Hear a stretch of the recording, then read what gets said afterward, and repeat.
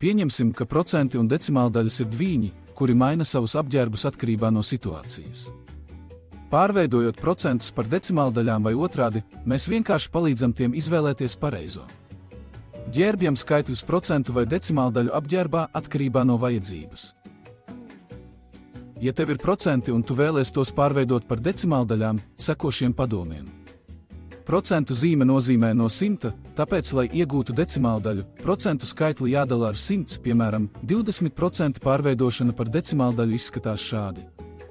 Bet vienkāršāk ir pārnest komatu pa kreisi, decimālkomata pārnešana. Piemēram šādi. Tagad izmanto zināšanas un risini uzdevumus.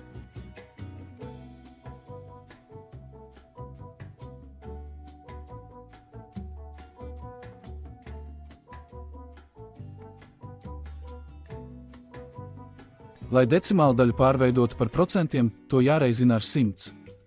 Piemēram šādi. Otra metode ir pārvietot komatu pa labi. Un, kad pārveidojam decimāldaļas par procentiem, neaizmirst pievienot procentu zīmi, jo runa ir par procentiem. Tagad izmanto zināšanas un risini uzdevumus.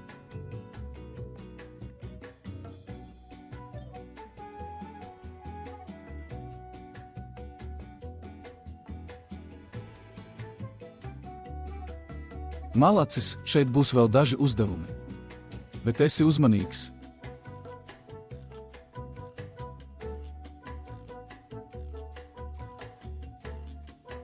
Ceru noderēja zināšanas par decimālkomata pārnešanu, ja aizmirsi noteikti noskaties atkal.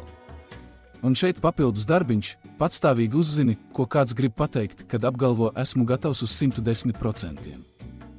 Atā!